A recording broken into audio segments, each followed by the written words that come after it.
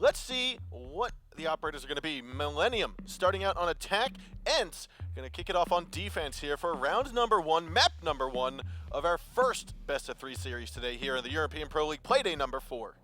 Yeah, you can see here Millenium, they're going to be bringing that Kafe to the board early on, and that's just in the off chance that ENCE decides to go down into the basement, as Kafe is basically necessary to get rid of that mirror window in the closet before you can actually make the push into the bomb site itself.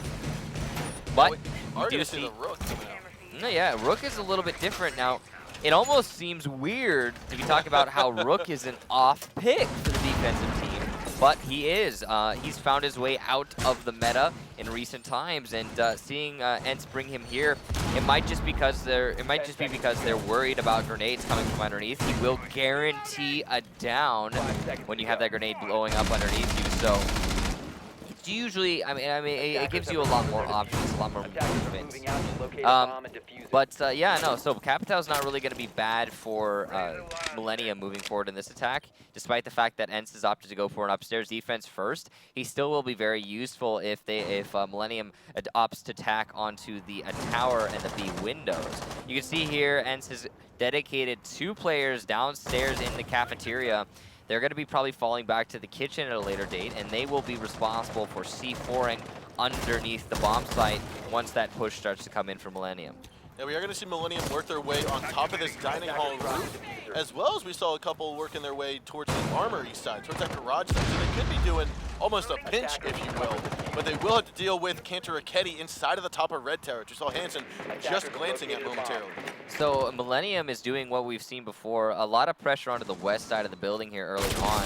However, they are not pressuring onto the first floor of the west side, and thus the ENCE roamers will be left to go about their way, do whatever they please. And that might really work against Millenium in the later end of this round. Now, Panari was spotted out at the top of the stairs, and Kafe still people looking at him. Yogurt, however, will pick off Panari as he works his way into the doorway or into the window way, but then gets traded down by Boonsy, who earlier saw a couple shots into his ribcage from the window. That was going to be by Hansen.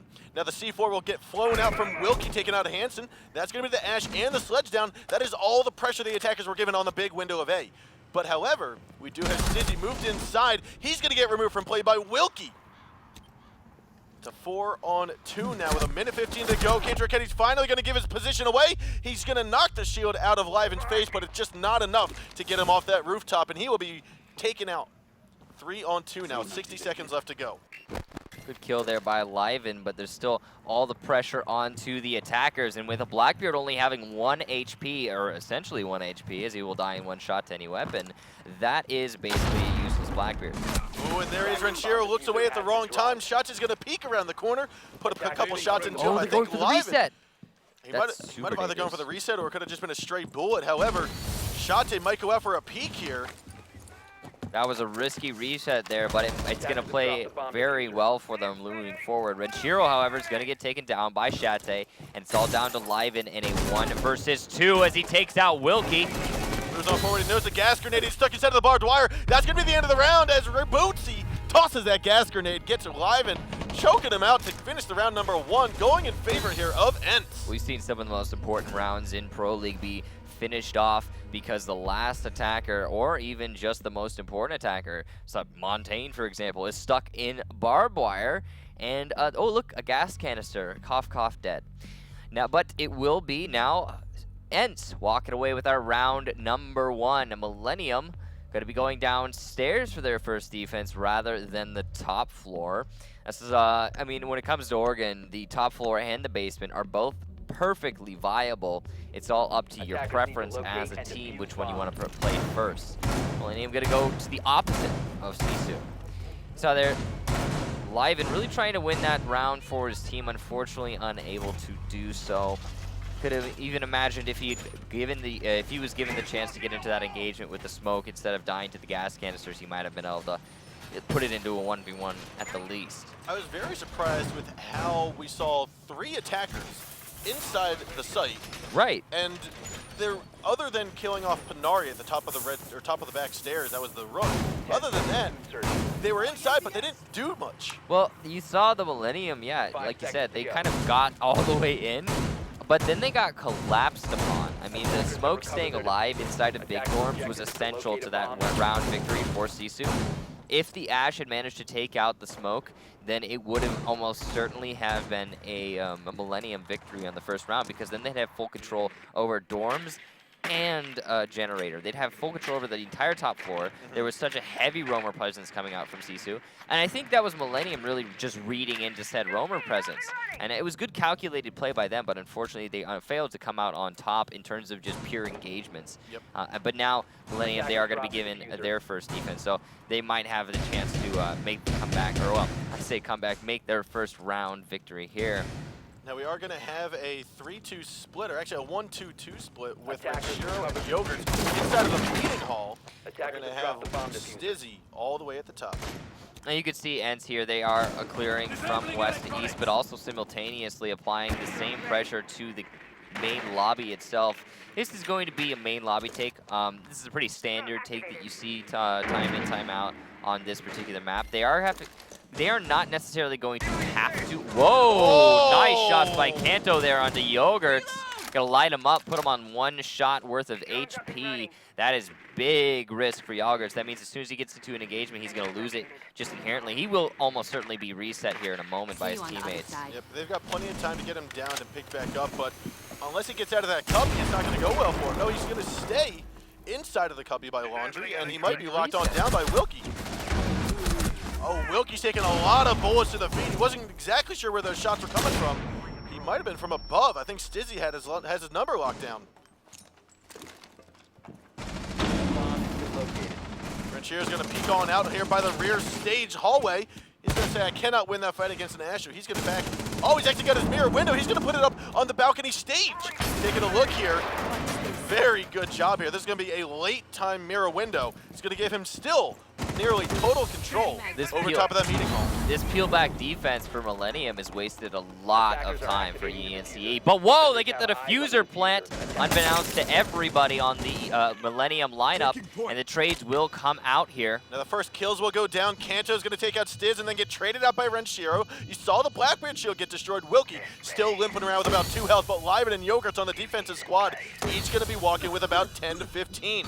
Now the gas grenades are going to come out. Hansen's going to come out on top here. Shotgun at the ready as he moves on towards the top of the stairs. Goes on back down. Looks like diffuser will get destroyed here as we have Hansen continuing to knock it on out. Boonsy will not take him out. However, Shot Day with a triple kill. Gotta see Look this. at all three, Liven, Yogurts, and Hansen all going down. And that is going to be ENCE just immediately annihilating this, taking on round number 2. What a great attack there from ENCE, but you have to attribute a lot of that to the oversight for Millennium. What happened there to allow in a 5 versus 5 the diffuser plant in just right in default spot, right by those laundry baskets? I mean, what is going on there? There's got to be some major oversight. We obviously didn't see it. The camera was focused primarily on the challenge between meeting and the players in the lobby. But and that's not a bad thing. It's just because what is happening there? That's where the engagement is was looking to begin. But Millennium just, I guess, not paying attention. Something's going on there, and it must have been. I mean, obviously the smokes must have been way more influential over the information gathering on the Millennium side of things than we thought. Because normally you'll have, despite the smokes, you'll have an Echo Drone or a Valkyrie Camp or something in a position. Even the mirror window can usually gather enough information to just say, hey, you know, they're planting. They're planting. And you get some sprays out, you get some gas canisters out. Usually gas canisters will automatically come out when the smokes come down. And unfortunately, Millennium just did not do that. And that's okay. I mean, that happens. But moving forward, obviously, they're not going to make that same mistake.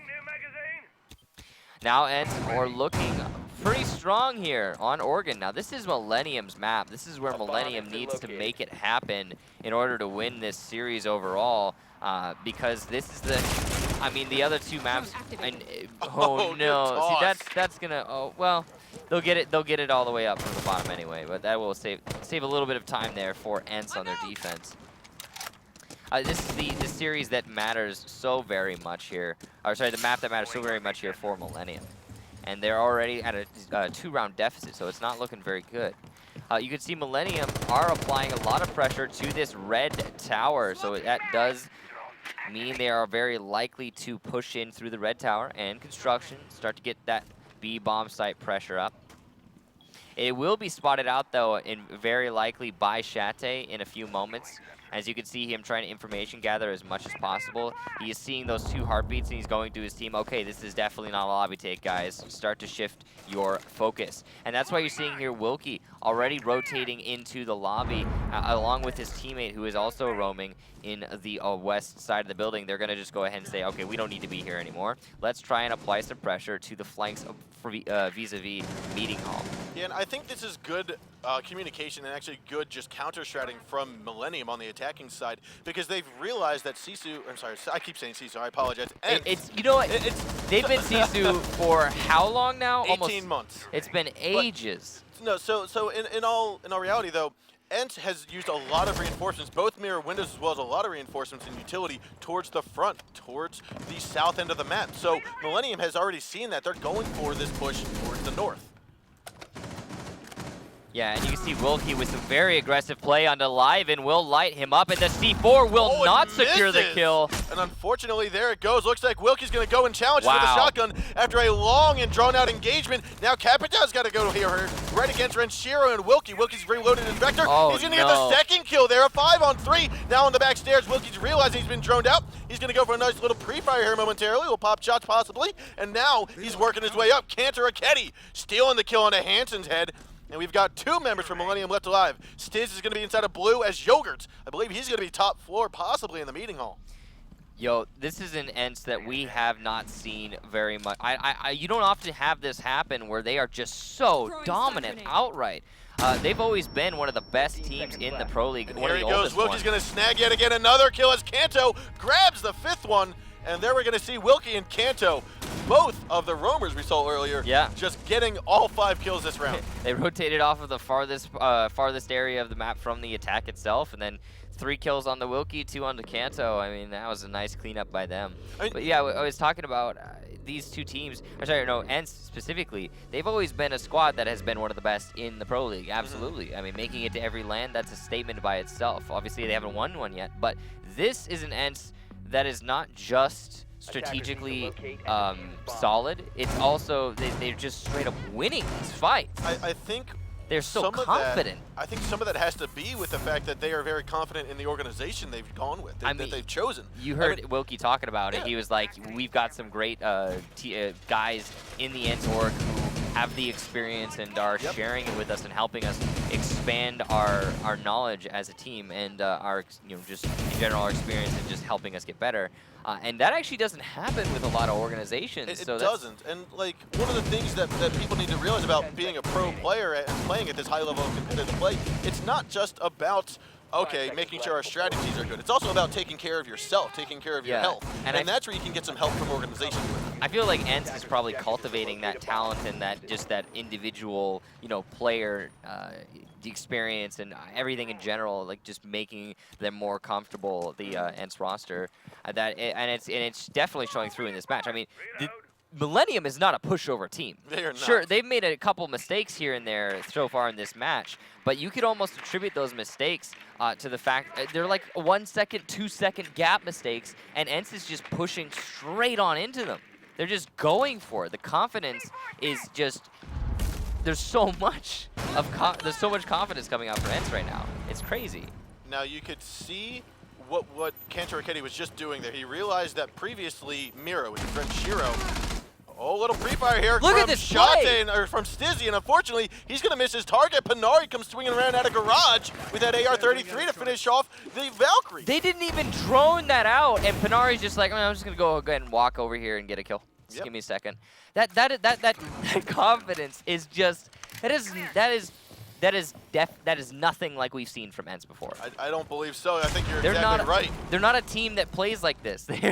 They're a slow, methodical, strategic team, and they're doing that and then some today. And that's freaking amazing to see. You can only hope that this continues for them. Now, the pressure from Red Tower that Cantor was laying down onto Meeting Hall forced the defenders to get out of there, push their way down. Now, Renshiro and Boons here both going to go head-to-head here. I wouldn't be surprised if we hear the C4 come on out. Blackbeard's going to go looking on down. Renshiro's going to pick up that headshot and get traded out by the quick lightning Ash. Having Kanto in a position there to get that refrag was essential, and it is going to maintain that man advantage here moving forward. Now it looks as though Yogurts will pick off Wilkie. That's going to be the glass pushing down the main stairwell. However, it's a 3-on-3 still. Smoke Grenade's going to go out towards A. Liven might get droned out. However, we do have Yogurts who got droned out there. The headshot from Chalet sees him, takes him on down. Now the last two alive for the defenders are going to be right behind the boxes. And instead of the closet, Hansen picks up that kill into Chalet. That's going to be the trade. A 2-on-2. Kanto and Pranari both moving on in. You've got Liven to the right side. Shotgun from Hansen going to take out Kanto. And now you've got a 2-on-1.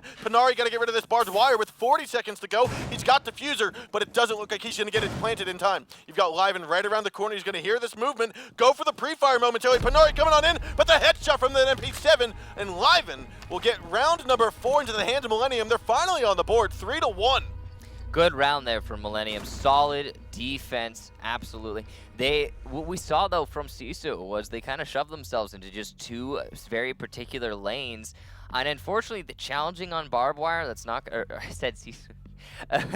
What we saw there from ENCE is, yeah, they shoved themselves into two particular lanes, and unfortunately challenging on barbed wire to the defenders is going to put you at such a disadvantage. You really cannot let yourself fall into that, and the confidence is clearly, I mean, turned into overconfidence in that particular round. And they need to tone it back, or dial it back a little bit there, clear out the barbed wires nice and slow, and start these, you know, slower methodical takes that we're used to seeing from them to, you know, round out things instead of just, hey, let's push, let's go, woo! And that's what they're doing right now. I think that's also some of the mentality that ENCE might be having here, is the fact that we've always talked about it. We've said that they're a slower, methodical team. They've upped the pace for this start, about possibly 50. catching Millenium off guard. Now that Millenium might be catching back on, they might be dwindling back, changing the pace, changing the velocity and the tempo of the game. That's a very unique tactic that we see some teams starting to utilize. Yeah, ENCE has applied about 30 speed more. About 30 speed. So about 6 ashes. Yeah. About 6 ashes more. Yeah, they're just so much faster right now. It's crazy. You just do not see this from them ever.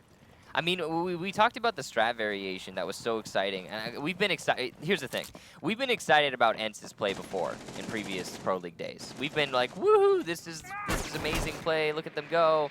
That 10-0 against Barrage again. We referenced that, and that was due not to aggressive play, not to confident play, but simply to straight up strat variation. And here, what we're seeing from ENCE is yes, this is very different. Their gameplay is very different. Even their strategy is different. I mean, but the way that they're conducting themselves is the most interesting thing here, because they've always just been slow, and now they're just so much faster. We might have a little pre-fire here from Hansen yet again. Last time he got Boonsy down to about 15 health, so we're going to keep an eye here on Hansen on the sledge on the roof between Small Tower and the A site. Boonsy should be pretty safe from a lot of angles in that particular spot. One of the only ways to get rid of someone there is to either nade them, which can be stopped by ADSs, or use a fire arrow. Fire arrow is pretty much the only surefire way to get rid of somebody playing between those two windows. Unless you have control underneath, but that takes a lot more time. So we are seeing Millenium all the same. They are doing a tower, a B, a windows take here. Take control of that tower to deny the flank so that they can safely repel on the B windows without any care or without any cares in the world. Now Hansen might be getting into the line of sight here from Wilkie. Wilkie's going to hold down the doorway. Now, unless Hansen's going to give away his position by shooting out some bullets, which he might have just done, Wilkie could. Now, he has heard this. He knows Hansen's so right around the corner. Little pre-fire is going to happen. Hansen will come out on top without taking a single scratch from Wilkie. That is such a risky play there from Wilkie, and this is the aggression we were talking about earlier. It's actually it's working against ENCE now. Boonsy will trade it back, though, onto Liven, and that's the Blackbeard. So that's honestly a good trade, assuming Valkyrie's got all 3 of her nades down, or cameras down. But yeah, this is the aggression and confidence that ENCE has been having this whole match. It's actually, in that instance, very much working against them. Now, because Millenium has not cleared out the east side of the map, that armory hole, that little hole we saw there by Kanto will prove to be very useful when Richiro tries to hop into the window here. However, he did pick off that shot into Chalet. Hansen as well going to get another shot, and he will down and then finish off Boonsy. Panari's still going to be at the top of the stairs here. Goes to the pre-fire. There's that hole that Cantor Raketti was just looking through. Picked off Renshiro as he came on through the window. He's now gotten out of the armory, and there's 10 seconds left to go. Stiz going to try to move in through the big window as Hansen's already got himself inside. And now the plant's going to try to go down there. One will go down. He's going to try to get another, but the trade happens. And now you've got Hansen against Kanto and Panari. And Stizzy, he's still going to be inside, getting that plant down. Hansen's going to be inside of that middle kids' dorms. Last one alive is going to be Cantor Raketti. He sneaks his way inside, goes to the Hibana, goes to the rope to the right side. He could attack the other. No, Hansen! He's going to get a 4K this round, and that's going to be a tremendous job. Now 3-2. Millennium's only down by 1 round. What a clutch there by Hansen, and what a flick as well. Fantastic play there on that sledge to lock out that round for his team. Almost a clutch from Kanto, and honestly, when you think of Kanto, he wins those. So Hansen really stepping it up there for his squad. Okay, so let's talk about that round though. We had 2 completely unnecessary deaths for ENCE in that round. That would be the Valkyrie and the Bandit.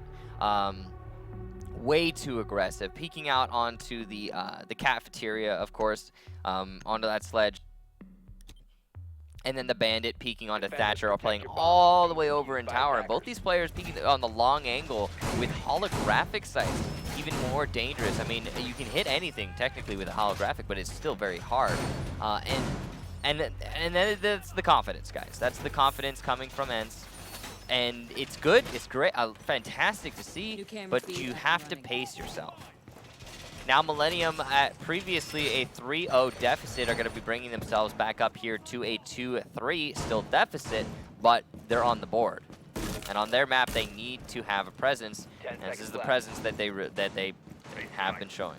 It looks like Millennium is anticipating a tower north windows take of kids' dorms, because we already see Stiz moving on over. He's going to actually throw a camera out that way, a very good camera, different one that we typically see. Normally it's thrown out towards the garden or on top of the shack that we just saw the second one thrown out towards. It'll be on the tower, I believe. Might even you can see it on the corner right there, the left corner, that southwest corner of the red tower. See the Valkyrie camera right there. Both those cameras are pretty common, but the thing is, not every team will check for both of them. Usually, you'll see one camera be like, okay, I got their northwest camera, it's taken out, and I move on with my life. And there's another one, surprise! Yeah, no, but there is Wilkie on IQ, so he is going to very certainly find almost, probably all those cameras, and it won't matter. But it looked like he did take quite a bit of damage, though. He looks to be down to about 60 health. Not quite sure where that engagement's begun. Could have been a couple shots off on one of the roamers. Unsure. Wasn't the Valkyrie? See, now the good placement about this and Wilkie identifying it, it's going to cost him about 30 seconds to rappel down, finally get it, because he can't get it from the safety of the roof. He's got to be in a vulnerable position, either rappel down or get all the way down to the ground and then shoot it, which we just heard happen right there. So that was Renshiro being taken out in the basement by Cantor Raketti, and that's just some good roam clear from ENCE to establish dominance over what is not the site. They still have one roamer in the tower, which they are probably conscious of. And meanwhile, Boonsey has put himself inside the armory. That's a lot of control right now for ENCE in this round. Now we are going to have Panari and Wilkie try to pinch onto Stiz. Some more shots going down through. Panari, I don't think, saw the rotation from Stiz, so he might be shot through. No, Panari's going to back on out of that. And Wilkie, I think right now he's going to cause a little bit more distraction here for Stiz. Based on the ENCE attack right now, they might be able to just straight up ignore that Valkyrie in tower. Chalet, though, going to lay down the Hibana gun and get rid of Liven as Wilkie comes on strong, picking off Hansen. Now Yogurts finally goes down by Panari, and this is looking like a very strong attack. Last minute alive is going to be the roaming Valkyrie, and Stiz will finally fall to Wilkie. ENCE will take this 4-2 now. I mean, ENCE just put themselves in... They just started the execution from Armory and Master, cleared out the roamers downstairs, took out one roamer, and then once they started the push into the site, they didn't lose a single engagement. I mean, we're not talking about refrags here and coming out on top just barely. We're talking about just straight winning all of the fights. And then meanwhile, the Valkyrie is over in tower, unable to really help his teammates who are all dying one by one. And yeah, that's pretty much round over. So just, again, okay, the confidence works when you're winning fights. It really doesn't matter any situation. If you could just out-aim somebody, you're going to come out on top. And that's what we're seeing here from ENCE right now. Clearly just outperforming. I mean, the strategy is there, right? They cleared out the roamers, and then they poised themselves for a Armory Master take, but that's not... They didn't even need to execute the take. Yeah, they kind of just went through the motions of it and then just... Kills ensued. They basically just capitalized on every opportunity they saw. Right, right. And you could attribute it to Millenium offering up a lot of those opportunities, but it really just seems like ENCE is forcing them out. All the same, ENCE will be on their basement defense here to start to hopefully for them finish things off is what I meant to say. Millenium looking like they're going to be going for a tower construction take, but they have a couple people spawned all over the place. Yogurt's going to be pretty far from his team here, just trying to pinch onto the tower. Now we did see a 3-2 split. Hansen is going to be on the ground. I'm sorry, not Hansen. We're going to have Kantaraketi, Wilkie, and Panari on ground level as Boonsy and Chalet are going to be keeping track of the basement. ENCE has been playing a very dynamic and, well, let's say fluid roam game in general throughout this entire match. They like to have a presence elsewhere apart from the site. Chalet very smartly going to run the heck away from Renshiro after losing that engagement, putting himself on very low HP. He's now one shot, although he will likely be reset by his teammates at some point. Yep. They have plenty of time, too. It looks as though Chalet might be trying to do it. Or Boonsy might be. He's playing on the... Oh, wow. Wilkie with the very aggressive west side roam. Kanto trying to play this tight angle onto the attackers coming from the tower, but he's got Liven behind him. He's effectively pinched right now. This is very dangerous for Kanto. Oh, he will get droned out here. Kanto's feeling the pressure. You do have Boonsy on those stairs. So Boonsy or Panari looking at the stairs of the main staircase. Kanto will get droned out. Hansen's already waiting for it. There's the shots. He realizes he's there. He's gonna go for the kill. Look at the trigger finger there. Kanto coming out on top, taking the sledge out from this studio stage. About 80% of professional players stuck in this situation where Kanto is right now would just die. Kanto's going to go for another kill. He grabs a second before getting removed. A wonderful job in a very hard position he was placed in. Yogurts will get that trade, though, and that's going to allow Millenium to start then moving forward, taking over Meeting Hall. They're going to pick up that diffuser. 50 seconds left to go in a 4-on-3. They have no breaching potential right now, and they have it's a man disadvantage, and only with 46 seconds left to go, they are going to have to force themselves through just the back hallway and construction tunnel, and that's not going to be much for them to work with. There's not enough to watch the flank. You're going to have Liven coming in from blue. Renshiro's going to try to push on down the stairs along with Yogurt, who has the diffuser in hand. So I don't even think they've got enough to watch the Meeting Hall at all. They're all downstairs, which means Wilkie, who is upstairs, going to rotate around through Meeting Hall, look for some claymores, and peek on down. Shota and Panari, though, need to hold down this fort for the next 15 seconds. Yogurt's going to push on in. Renshiro has moved on up. He's going to look for the flank around. Wilkie taking his time. Looks like Yogurt's tagged on one, but gets traded out by Panari. You've got 2-on-2 now. Liven and Renshiro going to move on forward. They know Panari's down here. He's going to get traded on down. Now they're going to move and get this diffuser planted. Wilkie coming on down from behind. Liven takes a look. He's going to grab the kill. Millenium miraculously is going to win this 3-on-4, and they is now 4-3. They're still trailing by 1 round. So we did actually have Wilkie on top of that box drop down, and he opted to rotate off of it. If he hadn't rotated off the box drop, if he had maintained his presence there, then it could have gone a much different direction. It might have been reinforced. I think it was opened up previously in the round, but you know, unfortunately, because he had to push all the way into the tower as a 3 armor, that's just not going to happen. And So, but you have to, I mean, just a great take there from Millenium. You know, Millenium is winning the rounds that they're winning here. All 3 of these rounds that they have won are because they are setting themselves up, whether it be on attack or defense, to just wait for ENCE to peek into them. Yep. And when ENCE peeks into them, I mean, it's a surefire victory. Like we saw that long angle being played all the way from Harry Potter into the B bomb site on that last round where we saw Ash take out, I believe it was a smoke. That's the sort of thing, it's just waiting for smoke to pressure onto that angle and then just pressing mouse 1. Millenium now, they're going to be defending the basement. So you mentioned to call it Harry Potter. I don't think that's necessarily a common call out in the general community. Do you want to explain that some more for our viewers at home? Harry Potter is underneath the stairwell. So underneath the stairs, as in like where you would have Harry Potter. The laundry cubby, okay. Over here by these boxes, as you can see, they've been stacked up right. No. Oh, the back forward tower. Cameraman. The back tower stairs. Yeah, underneath the back tower stairs. Little cubby there, with all the boxes. Next to construction tunnel. We are going to have Stiz playing very aggressively, though. Takes a shot there, gets rid of the drone. Wilkie's there to lay some bullets down through the hallway, and unfortunately will not tag his target. Yeah, this is some aggressive roam game coming out from Stiz here. He also has a mirror window, though, to back him up, and Renshiro, a mirror in the flesh. This is going to be, I mean, this pressure is the same sort of pressure that we've seen ENCE applying this whole match. They really want to have that aggressive roam game, both of these teams. And I think that Millenium coming into their own here and stepping up and doing it themselves is actually might give them overtime on Oregon here. But ENCE is going to be consolidating their attack and focusing on a main lobby attack. And then this is easily, you can block out the roamers and render them useless unless you peek into them quite like that. Kanto and Minari being taken down by Renshiro. Good angle play by him. And now it does very much look like a Millenium comeback here. Renshiro might be tagging Boonsi. He's going to look on up and then move away right as Renshiro realizes, oh, snap! Boonsi looks on down, gets out of the harm's way for the moment. We will have Wilkie finally remove Stiz from play with about 5 to 6 shots there through that sniper. Yeah, Renshiro is very smartly going to rotate all the way back into tower. Not going to risk it anymore after his teammate's been taken out there. And all he really needs to do is just come back to the site, consolidate, and hold.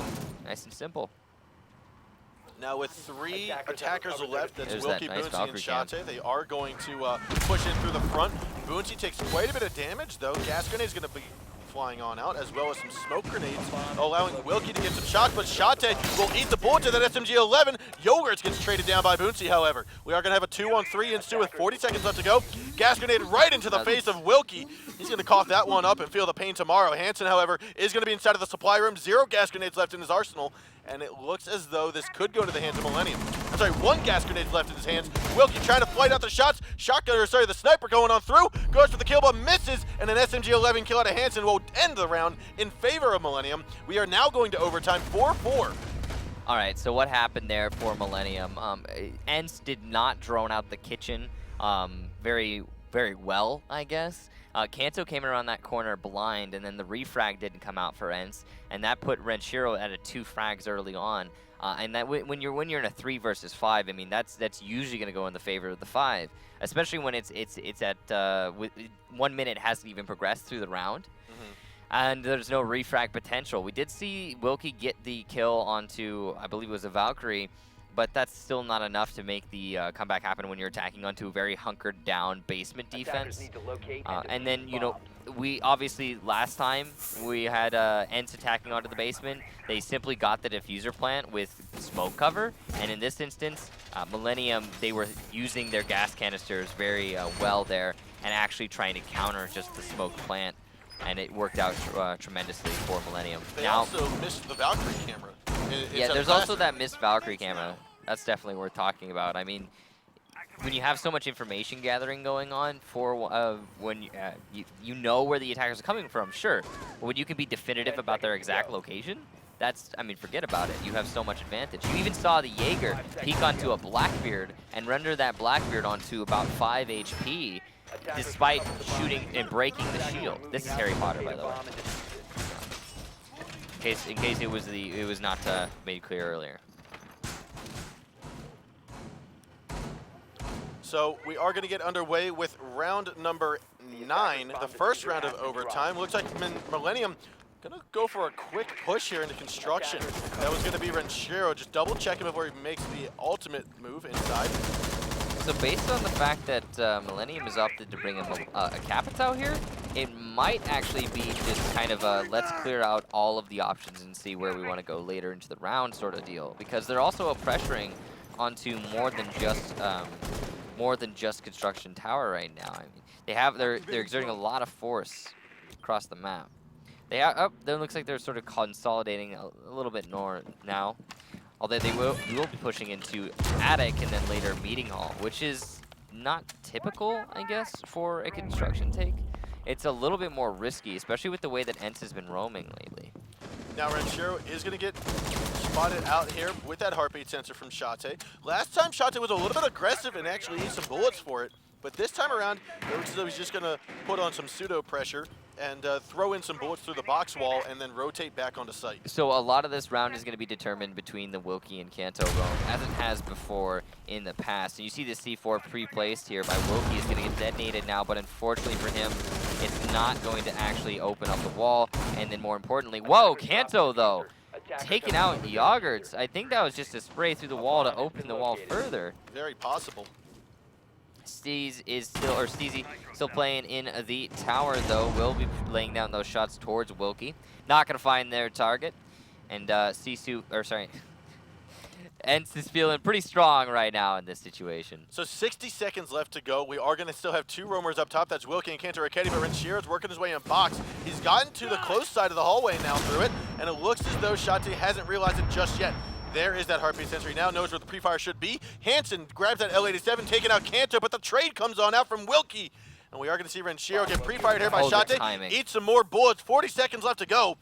Ranchero now still going. He has all of his arrows. He should just be trying to fire it out, work his way in towards box. Stiz needs to hold down the rotation around, but Wilkie is going to come around here and make sure that it's not necessarily that easy. Panari takes that MP5 to his face. Liven, and there it is. Panari will go down, and we will have Chalet pick up a double kill there into Stiz and Ranchero. Nice play there by ENCE, and it's what we talked about earlier. It's really, wow, through the wall. I mean, you're using the pulse heartbeat sensor, but still, not heartbeat sensor, but still, that's nice. So anyway, yeah, so Millenium kind of overextending a little bit there, pressuring too far into the attic and the meeting hall.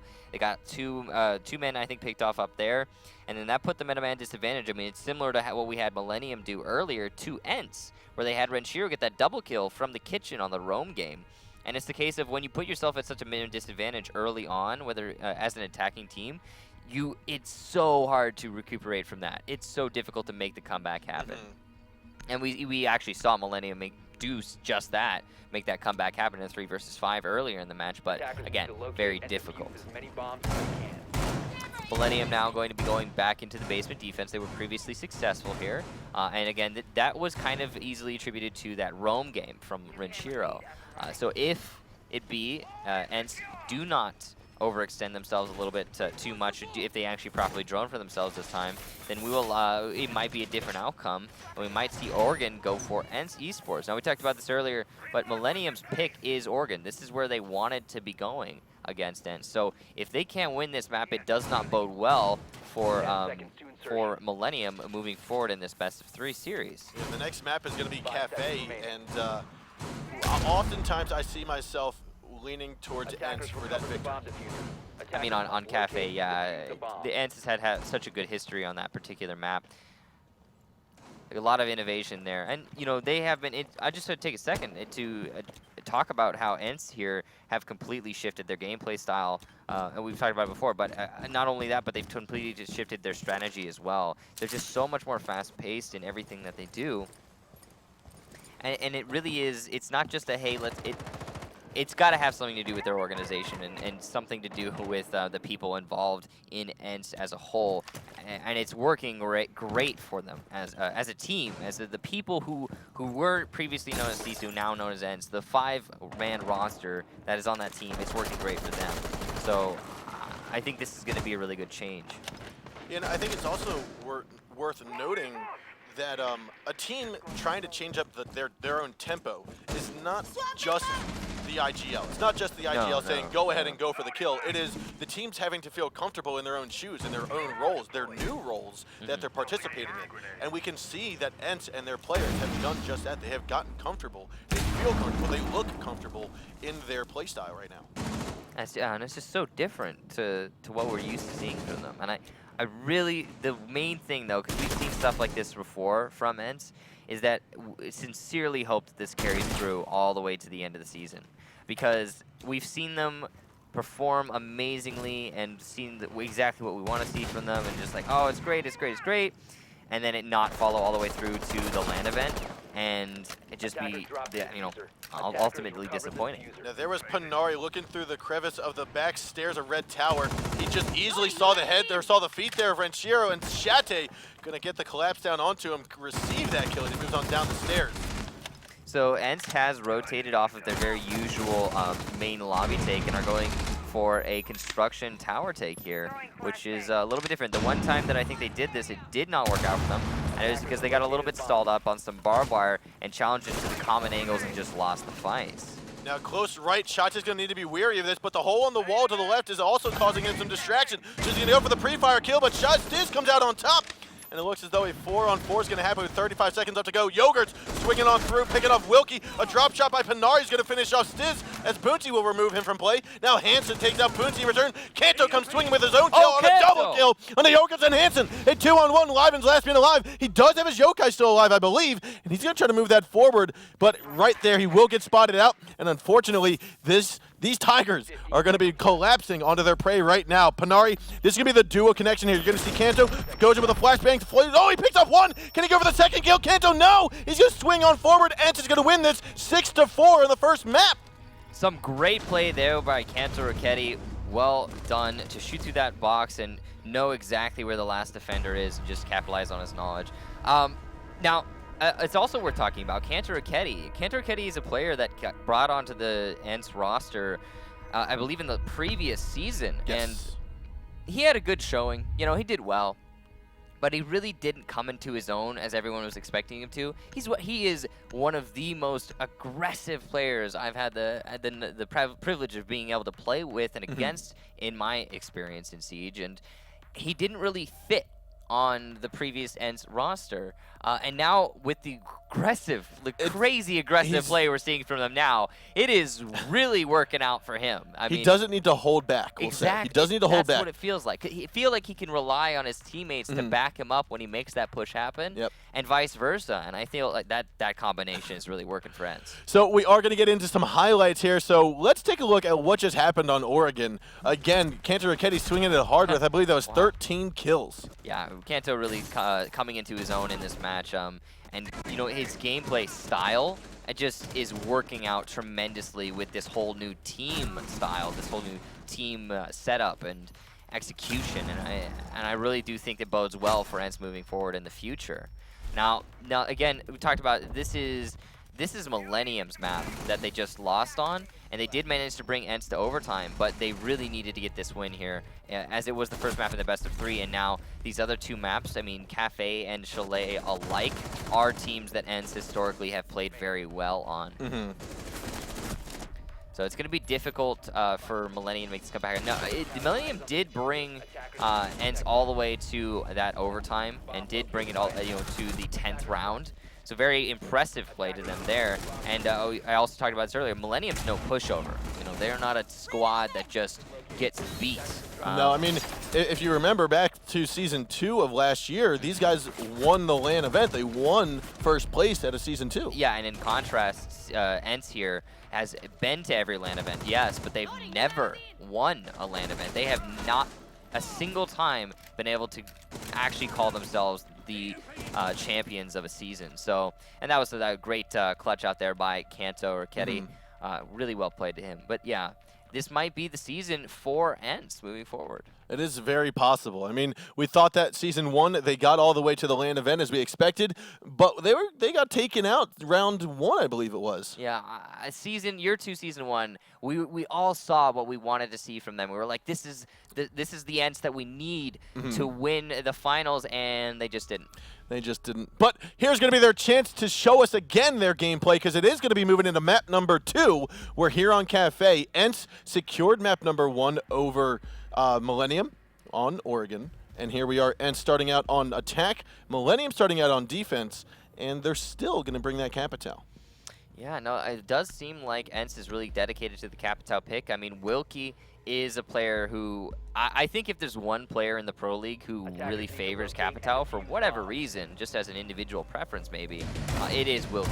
He has been very dedicated to bringing Capital in the past. I mean, he's had a couple of different moments with Capital, yes, you should say, but at the same time, he is very good and skilled Capital player. I'd say on the other end of the field, though, we've talked a lot about ENCE. Let's talk about Millenium. Millenium is a very solid team coming out of the French community that obviously has been putting up quite a fight in this match thus far. And they're not to be shied away from. I mean, the fact that ENCE that they did win the first map, it does not mean that Millennium's a bad team. They are really a very solid squad, very solid roster that all 5 of the players definitely have a lot of skill. Now we see one of the mirror placements in the typical spot inside of Freezer facing the west end going into Piano. Where are we going to see the second mirror? I mean, it might be a late placement here from Renshiro. We see it a lot more. It's probably going to go into the bathroom, of course, but we see it a lot more often now that people have figured out how Mira works. I mean, it's the same thing with Valkyrie, right? Valkyrie saw a lot more play, and eventually people are like, hey, I don't actually have to throw all my cameras in the beginning of the round. And it's the same thing for Mira. Like, you don't have to put all of your windows down in the beginning of the round. That is a good. Oh, I thought it was going to stay there the whole time. Yeah. It actually spotted out Panari for quite a while. So also, this is really interesting. ENCE is pressuring very heavily onto the east side of the building, which we have seen utilized in the meta recently, but it is not nearly as common as a simple cigar room take. And I really like what ENCE is trying to do here. They even are covering the flanks. Covering the runouts with those claymores. Livin is going to be here to meet it, though. Pulse is going to have a lot of opportunities to get this kill on Blackbeard using that heartbeat sensor and even that C4. It's really going to be down to Boonsy and how well he can play this. Here comes the C4. Not going to find its target. Boonsy going to dodge a bullet there with that one. Nice patience there. Now, Panari does pick up the kill there under Renshiro. That's Mira going down. She was the one that was inside, I believe, of the freezer. That kill may have happened from underneath. We'll have to stay tuned and see. Hansen, however, will get the refrag there onto Chalet. You've got Kanto and Panari moving on up. Livin going to go for 1 kill. Oh, I don't know what happened there. His finger might have slipped off his mouse, and he will fall by Kanto. Yogurt and Stizzy, though, going to take out Kanto and Panari there on the back stairs. That push was just thwarted. You now have a 3-on-2 Wilkie and Boonsy. Last 2 alive here for the attacking squad events. And I think Boonsy's realizing I cannot repel in. We're going to need to go towards that red stairs push. Millenium have a good split across the board here on this top floor, full control, and wherever ENCE chooses to come from, they will meet a defender. So there's not a lot of options for them here. It looks like they might just try to drop from the skylight under Capital smoke cover. Yeah, they are going to have most likely a crossfire between Stiz and Hansen. Oh, no. Maybe they're going to go for that red drop down. This is probably the smarter play. Yep. It gives them a wall to put their back against. Oh, and unfortunately for Wilkie, Hansen's going to meet that with his own SMG-11 kill. Now the shotgun coming on out. Hansen's going to tag 1 kill there, 1 shot down, and Yogurt will swing in through Piano to finish it off. Good setup there from Millenium, solid defense, and more importantly, a good adaptation for Millenium, because you don't often see a team pressure primarily onto the white stairs and east windows. That's just not, it's very uncommon on that particular floor. So their rotation immediately into that round was really what cinched that round and brought it into their favor. And nice try at the variation of attack strategy, but it ultimately wasn't enough to win the round. And I feel like when they had so many players on the white stairs, they really just so easily got pressured onto that. You mean that inherently challenging from the white stairs put you at a disadvantage to the defenders. You have the high ground advantage. I have the high ground. Don't do it. Yeah, it's just, I would say it is acceptable, or at least the risk is mitigated if the defenders have a castle and they've castled off that bathroom doorway, which we have seen some teams do. Because if that happens and your team's already inside a Piano, able to clear out the hallway there, all you have to do is focus on the top right part, the top, we'll call it cocktail lounge hallway. Yeah, and you can see here there is another castle come out here for ENCE, and he's going to be very useful, especially in the way that you just talked about, trying to slow down the attack as much as possible in general, just overall funneling things. You know, Castle, it looks like it actually is going to be primarily used as a cigar in this instance. They're going to 11 melee that piano door. And you can see Boonsy opening up the floor of the a bomb site. This is actually going to allow for a number of different things, but one of the things is actually based on these reinforcements, they might just play A from underneath, because you can just play this entire site from underneath if that's how you want to do it. Usually you don't see that happen though, because inherently playing underneath compared to playing on the top floor puts you, you're very much more exposed. Yep. But who knows, maybe that's what ENCE is going for here. Exposure. I mean, we've seen the very aggressive play from them throughout this entire matchup.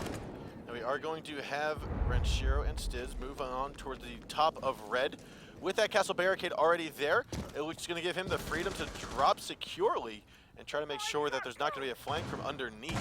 Kanto, however, is inside of the train room, so he will be the one to go over this flank if the timing is right.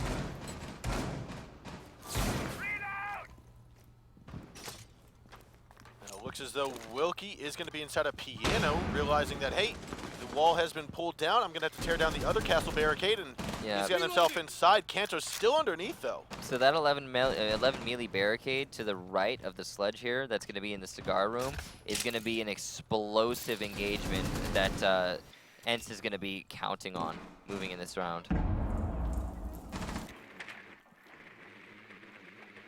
Looks as though that wall has already been opened up. Hansen going to drone out Wilkie. He calls him out. He's going to get out of the way of Pznari, but he's still waiting for Wilkie to move in forward. Pznari's playing on that pixel angle, which is very dangerous. Usually gets challenged by something like a Blackbeard.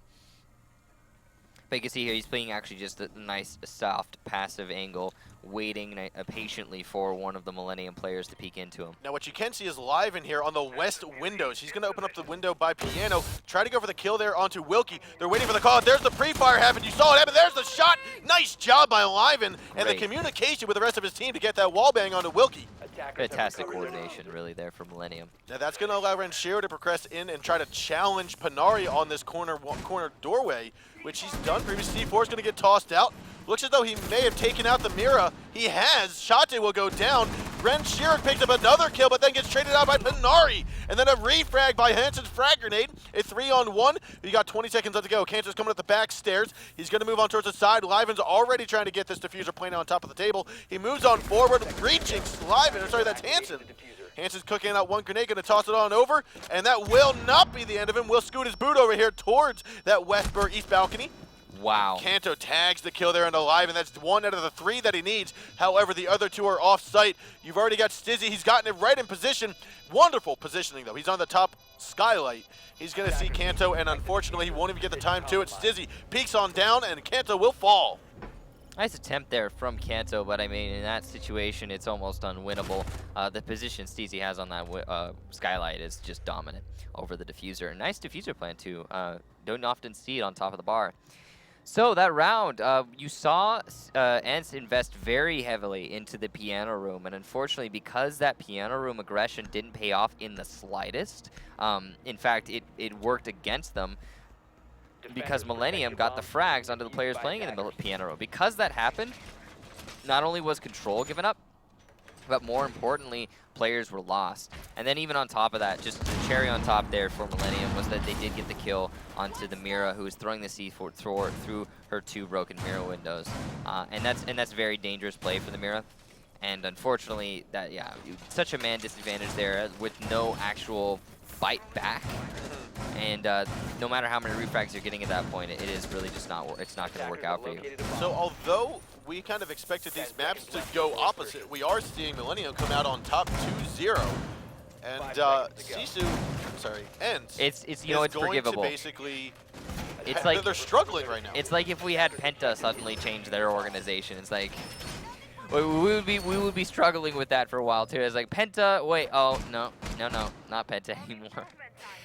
They're one of the organizations, well, Sisu's not necessarily an organization, but they're one of the teams that have been named, that have been consistent throughout their entire career in Siege competition. To make such a sudden change, I mean, it is really weird. Now Wilkie is going to spot out that Valkyrie camera on the southeast corner. He's just trying to wait, or we see Stiz trying to cause a little bit of distraction. Nade's going to come on up through, though. Nope. Will miss its target.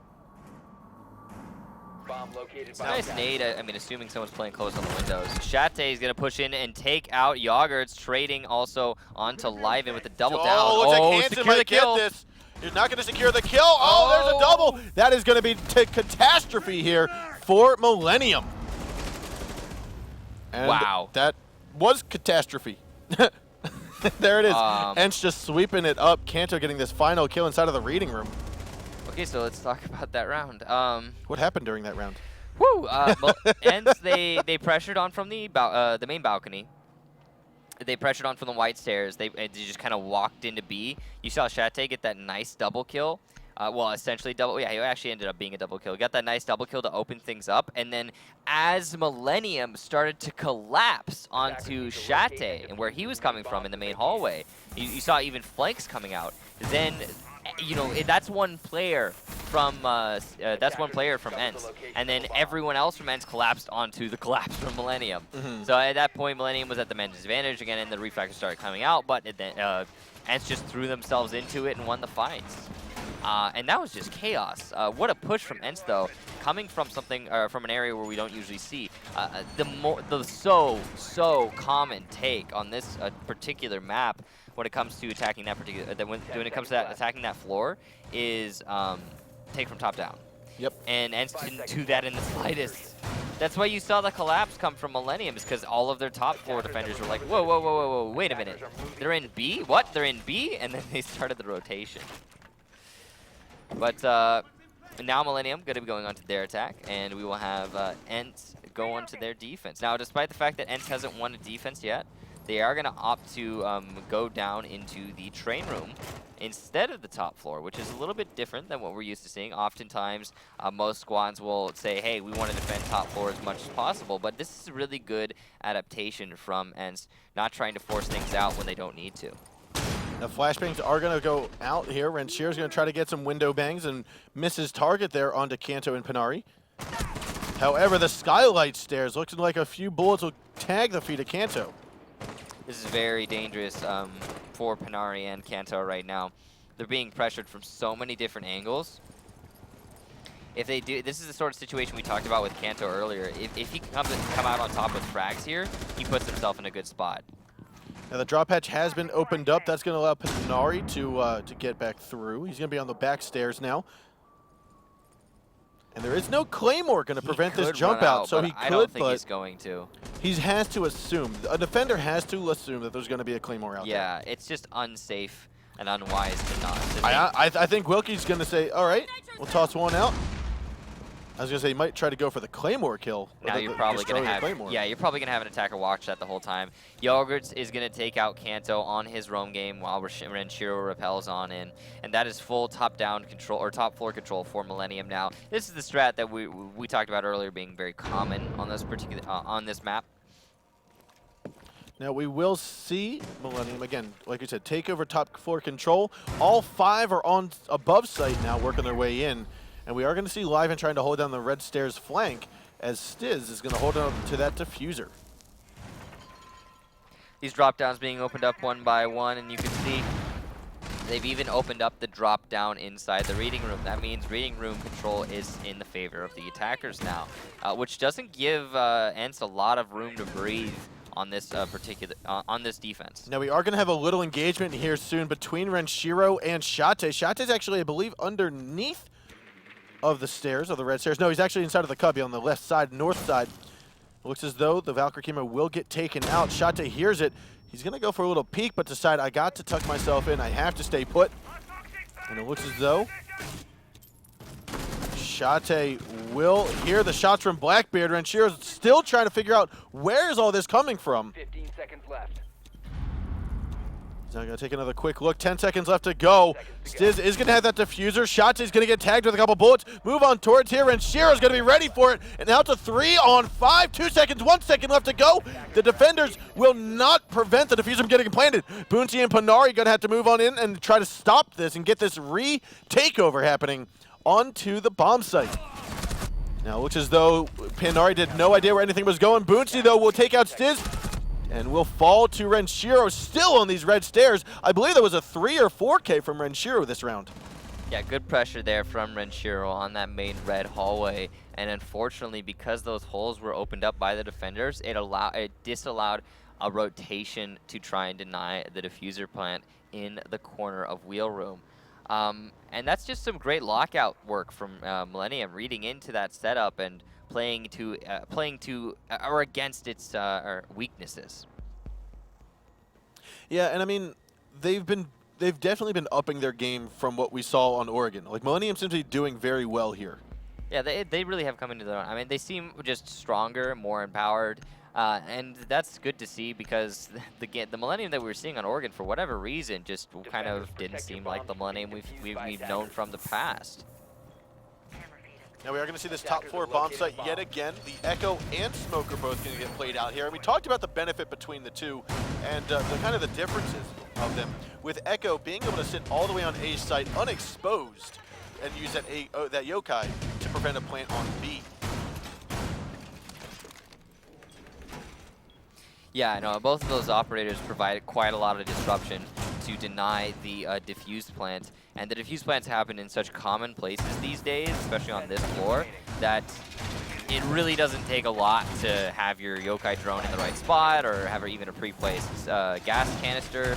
It's pretty common sense at this point. So, going to be bringing both of them. Lots of disruption going to be happening for Millenium. They're also bringing both the information gatherers, the Valkyrie and the Mira, and then the Jaeger for that just raw killing power and stopping those nades.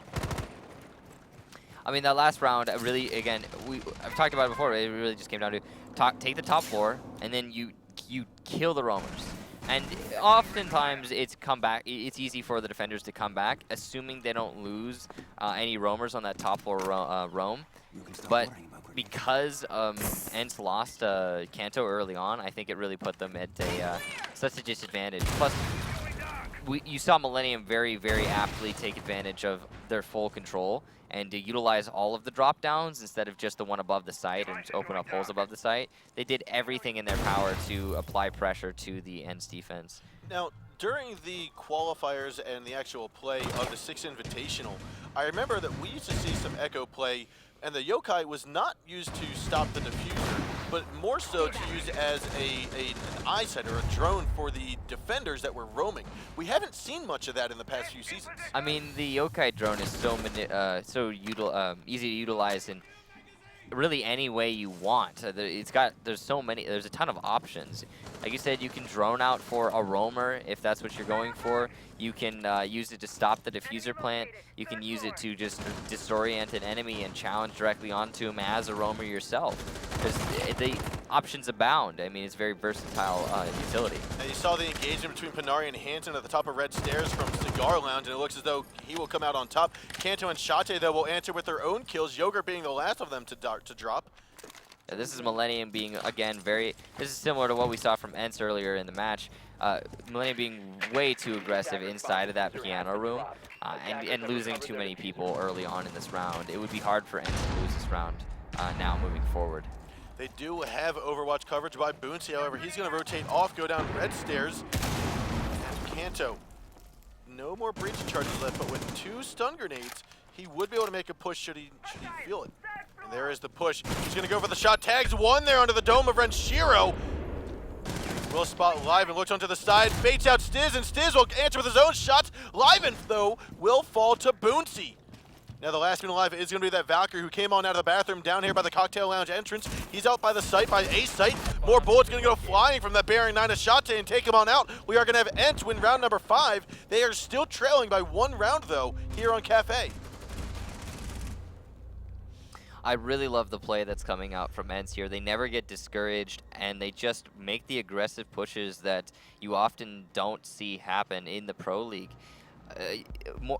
A lot of teams will just freeze up when they're in a 3-1 deficit. They'll just freeze up. They'll be like, all right, I can't play the way that I want to play. I'm just going to go ahead and play the slow methodical and wait for the other team to give me the opportunities.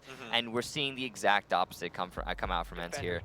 They are forcing things out, and this is a totally new mentality from them. And I cannot talk enough about how amazing it is to see them really just going, hey, we're going to fight you. We're going to fight you. And when they lose rounds, it's because they lost their fights. And that is not only great for them as a team, but also counter to the entire meta that we live in right now. The entire meta in the Pro League, as of this moment, where we exist, is only taking unlosable fights. Just going into things that you know, challenging angles that you know you can't lose, using operators that give you such a distinct advantage you know you can't lose, and just trying to only fight when it's a sure thing.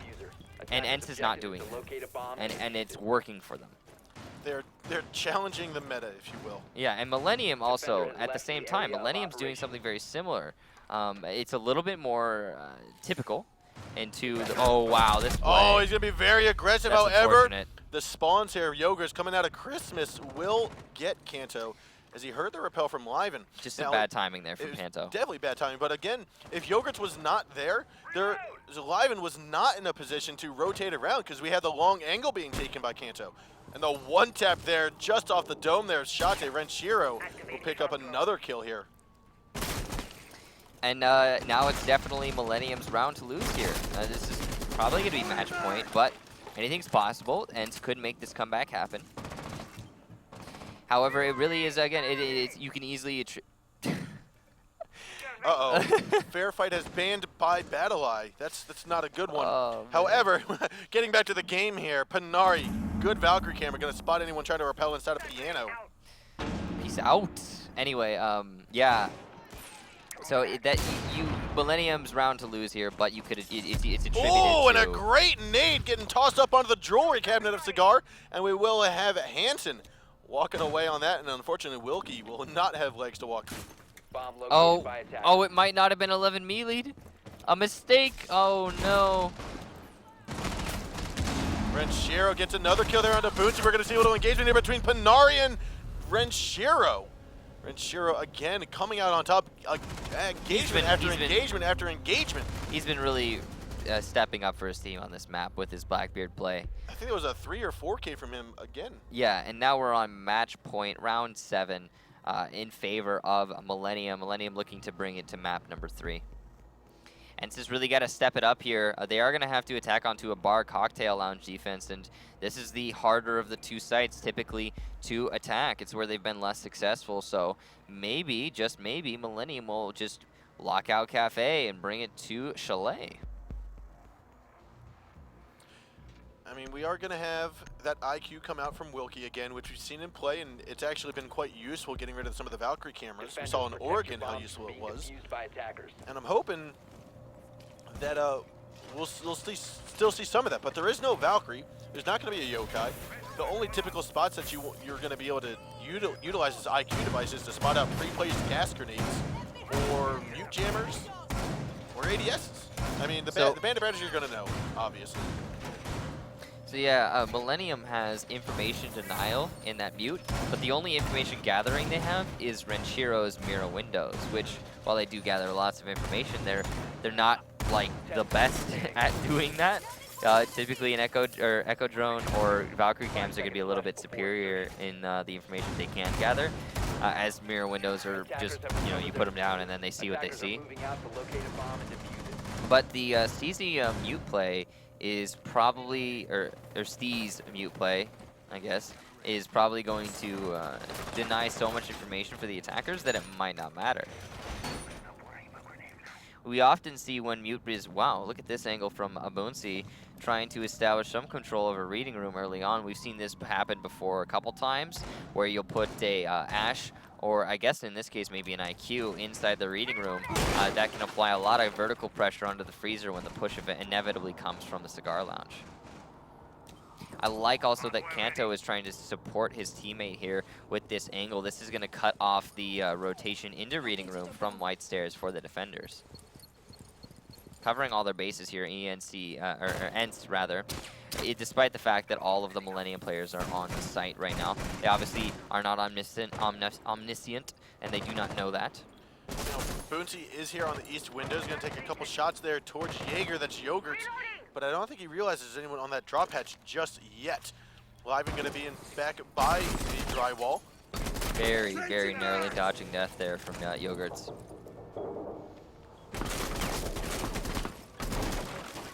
Shots getting opened up. Yogurts might be aggressive, try to peek on out, but no, he will be blind. He just had to tuck himself inside of the corner now.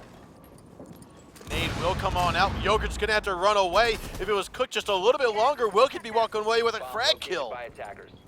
I think actually a little bit less. I think it detonated before it got to the Jaeger, which is unfortunate for the IQ. A bomb has been located. I think that's, wow. Oh, a wonderful wall bang there, right on the Ranchero, dropping him out. That's going to be the 1-3 armor on the defensive squad being removed from play. 60 seconds to go. A 5-on-4 Panari, though, is drastically hurt, and it looks as though not one bullet will be able to go through him without killing him. Live and taking that kill. Kanto going to get the trade as Yogurt's going to move in forward and remove Kanto. 3-on-3. Bootsy tries to repel in, but Stiz is there to finish it off. C4 is going to get tossed on over. Reload. He's going to wait for that and decide, okay, I injured him. Let's just go and pick it back up. However, ooh, a great headshot by Wilkie. And he's got to try to ace this, or he's not ace it. He's going to try to get this clutch here. Goes for the pistol kill. Yogurt only having one bullet to kill him, and he does just that. 30 seconds left to go. Plant is going to go down right here. So the fact that he doesn't have his rifle reloaded here is actually going to cost him a lot. There he goes. He goes for the reload. Realizes Hansen's there. The shots from that SMG-11. Millenium going to win this 5-2. A nice clutch out there from Hansen, almost a clutch there from Wilkie. But so the problem with this attack, and so they've swung twice, they've missed twice. The problem with the attack coming out here from ENCE onto that east side of the building is that they're only coming from the east side of the building. There is no pressure mounting on any other part of the map. And the times that we've seen that east attack work, it's been because the team executing has had also players coming from the red stairs, coming from piano, and it's a collapse. Let's take a look at some of the highlights from that previous match and see what really caused the Millenium victory there. And it was an amazing victory. I mean, critiquing, of course, look at that coordination there. Liven's kill through the window because of the mark from his teammate. Ranchero did a tremendous amount of work this past round and or this past map, and I don't think it should go unnoticed. I mean, here he picked up his teammate.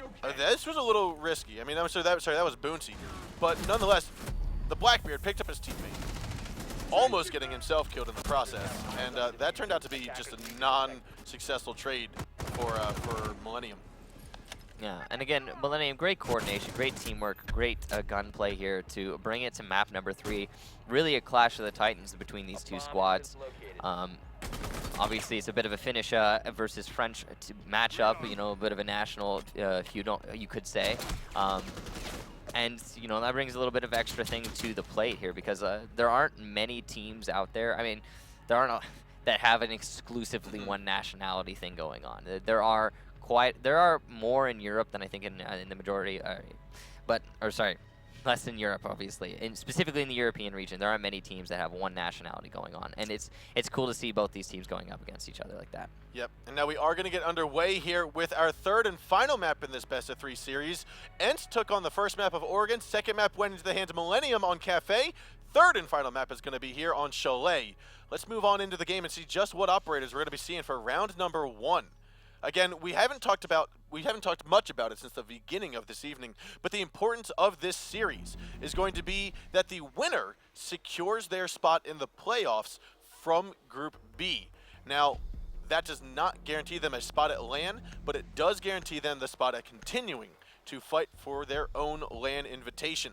The loser, however, will not be out of the running. They still are going to have a decider match to play, and their opponent is going to be the winner of our second game of this evening between the final 2 teams in Group B. Right, you are, Bloodbath. And now, Millenium going to be starting on defense. They will be going into the basement first. And meanwhile, we're going to have ENCE going on to attack. Now, we don't often see a basement defense in the first option on Chalet, and it's kind of intriguing that Millenium has opted for this. It's likely that we're going to see a very heavy roam game coming out from Millenium. We talked about this before. Chalet is a map that, while yes, there are plenty of maps that are similar to this, but right now the meta is that if you do not have a solid roam game on this map, you will struggle. Now we will see a Valkyrie Kim getting tossed out here by that west entrance, the southwest entrance of the map. So they're looking to hold Library here. And Library is actually deceptively easy to hold because The only way to get onto that balcony you see that's outside a library where the attackers can then apply pressure to the library itself directly is via that ladder on the balcony. And you can cover the ladder by simply peeking it, and nobody can challenge. You can't have your gun out while you're climbing a ladder, so it's very dangerous to try and get that pressure. He's going to get tossed in by Panari, though, and might tag it. There it is, right on his stiz. You saw him with it, and it just landed right over top the window, right into the cubby. They removed him from play. Yogurt's also taking quite a bit of damage here. I don't know exactly from who. I think that was the nade earlier in the round, the first nade from Sledge. And this is some great nade play coming out from ENCE, and also drone play. Look at that, marking for Panari on the push into this into the library. And you might think, well, library is nowhere near the site. What does that really mean?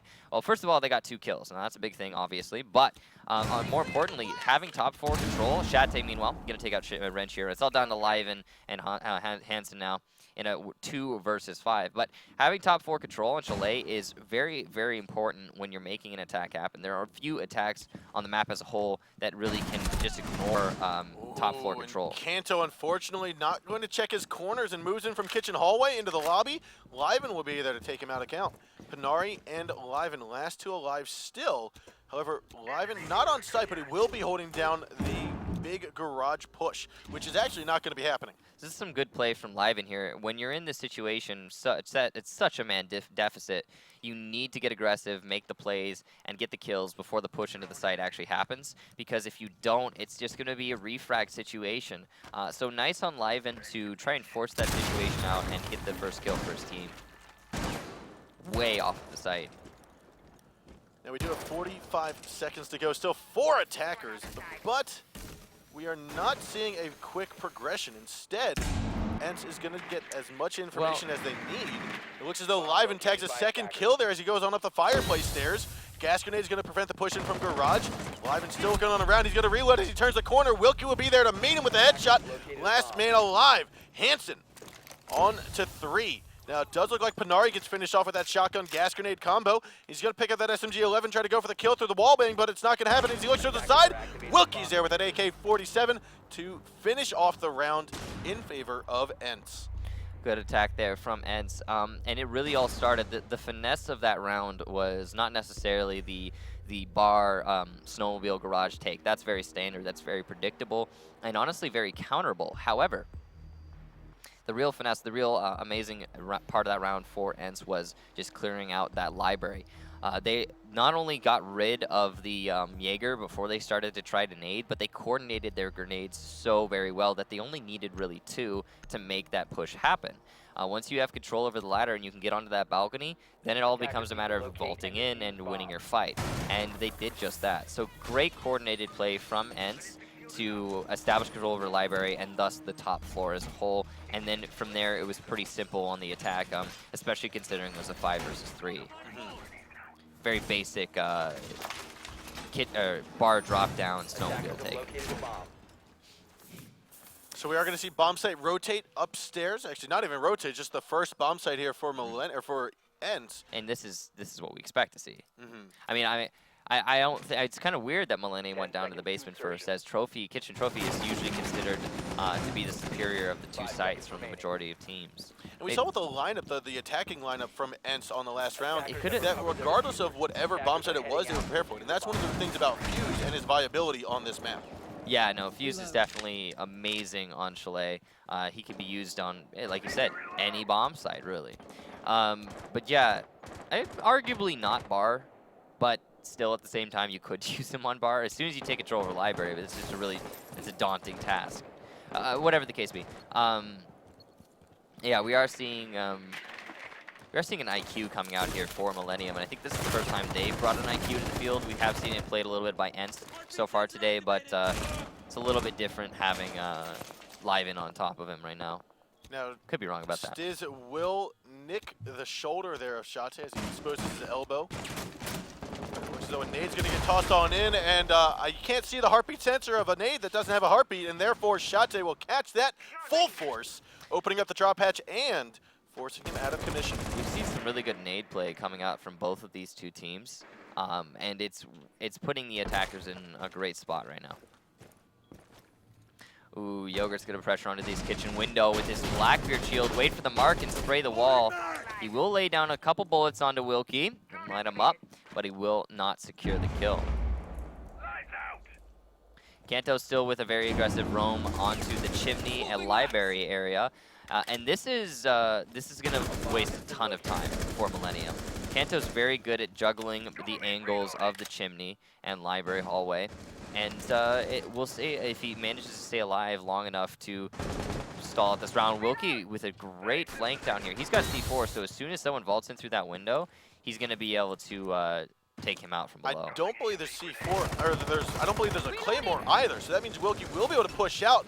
The biggest downside is that he's a 2-speed, not a 3-speed, and so right now Wilkie's just waiting for that information, but he could peek on around and grab off Blackbeard as well as IQ. IQ's on her drone right now. If there's a time to go, it is a time right now. And he's still waiting for that shot for the drone to go, for the push to come in through the window. He's taking a look on out. With 45 seconds to go, toss up that C4, see if you can get this kill. If not, then it's time to push out of the doorway. Kanto, he's rotated on out of the library. You're looking for Hansen. Hansen's inside of the middle office. He's going to peek himself around, but the side of the site is going to collapse onto it, and it looks as though Kanto finally gets the kill. And we might be seeing a victory here from ENCE. 20 seconds left. They're going to have to funnel in through the window. Looks like a drop by Ren. Shiro's going to move into kitchen. He gets taken out of commission by Panari. And we're also going to have Lyman removed from play by Boonsy. You've got 2 on 4 now, and then Wilkie going to try to move on out. Will he stay put? Panari comes in hard with the MP7 kill. Yogurts tags one down, but gets traded out by the pistol from Panari inside of kitchen. Good defense there from ENCE, but honestly just a little bit of a half-hearted attack from Millenium. They did the very standard attack. So the early nade onto the Pulse would put them in a good spot, but then it all started to fall apart when they took upstairs control and didn't really utilize it at all. They started to sledge open the office to push people off of dining, but they're not pushing diamonds. So that So that kind of became a null factor. They even had some pressure coming into the kitchen, but again, they're not pushing the kitchen. They're just trying to vault in through the B window right now. And eventually, it just became a case of, hey, let's all funnel through the B window and the kitchen drop down one by one and just get eliminated one by one. And yeah, now because of that, ENCE is in a 2-0 lead over Millenium. This is reflective of the same thing that Millenium had going on the previous match, Kafe. In the reverse, obviously. Now, we've seen the castle play come out here on this bomb site before, and it's been devastating for attacking sides or attacking squads that push slowly. Yeah. Because they'll use all their or all of their either breaching charges, nades, whatever it may be, their hammer, their sledge might go down, all up on the first 2.5 minutes, and especially on the fireplace entry point, but not necessarily from dining into kitchen. And that thwarts a lot of attacking sides. Yeah, it also changes the angles for the defenders, of course, but that's something you can adapt to as a defender, especially if you're conscious of it. The thing is that castle barricade between the dining table and the kitchen is great because the attackers aren't necessarily going to expect something like that. So they won't have, like you talked about, they won't save their utility. So I like this camera setup from Steez. It covers the entire building, basically, the entire building that matters, all of the outside of said building. One of the cameras will be taken out, probably arguably the most important camera, but at the same time, there's still other options for Steez. Yeah, now Steez, like you said, that camera was going to allow him the ability to head out onto the balcony. But Renshiro here inside of the library is going to be looking on through the window, picks off the cooked nade there. Okay, so nades are all well and good, but sometimes you just need to shoot it, dude. And this aggression onto the library is being thwarted right now by Millenium. A great play by Renshiro here. Now Renshiro, like I said, did down Shate. He's going to hop off the balcony, though, and get picked back up. Diffuser, however, is here, so if Renshiro holds on to this, that's most likely going to be round. Well, they don't know that the diffuser's there. They haven't seen don't it yet, but yeah, as long as Renshiro maintains control over this library balcony. There it is. There's going to be Shate falling, and I think Renshiro's got to get the idea. Why are they continuing to push up here? Is there something that happened? And it looks like he might just be staying there for now. I mean, he doesn't need to leave. He has full control over the balcony. There's no reason for him to rotate off of this. And meanwhile, you're right. ENCE, they have to apply pressure here. Oh, all he needed to do was just shoot on through. He's going to snag a couple onto Wilkie. C4's going to come out, and boom, there will go Kanto. Wilkie will fall to Yogurts, and there's only one member left alive. It's going to be Boonsy. He's just foregoing that diffuser, saying, look, I am a Blackbeard on a mission. I have 5 defenders I need to kill, and unfortunately, I don't think he's going to be able to do it. 50 seconds left on the board here. Tries to go for the shots there under Renshiro. Pistol kill's going to come on out. I think the Deagle might swing out forward. No, Renshiro's going to bring that 5-7 to the mix, and we are going to have Boonsy fall. Great defense there from Millenium. Renshiro really just drawing a line in the sand in that library, locking it out, and just soloing the ENCE attack. And you can attribute that to the fact that he just played the angle well. It's very difficult to get the perfect angle to defend library, and it looks like Renshiro really just found it. And that was pretty much the extent of that round. Now moving forward, ENCE is going to be going into the basement as they were successful defending their kitchen trophy, and we will have Millenium going back onto attack. You're seeing Panari there on ENCE come out swinging hard here. He's 5 kills, only 3 rounds in. Yeah, this is pretty early into this map. Pretty early, and Millenium though, they are more spread out, more even in their kills. 1, 2, and 3 across the board.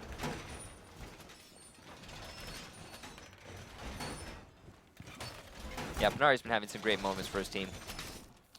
And we're gonna be seeing Kix, you just got banned by BattleEye, it just says. Did I? What? It said Kix Dash got banned by BattleEye. Oh, cool. Fun stuff. Don't know how you're playing and casting at the same time, but I want your talent. Yeah, right? Attackers have recovered their diffuser. Attackers must locate and defuse. Now we are here, round number 4 getting underway. Wilkie gonna hold down the back gaming room hallway stairs. Again. I think that's about the it's probably about the 4th time now. Of what? Getting banned by BattleEye. Not me actually, but somebody with my name.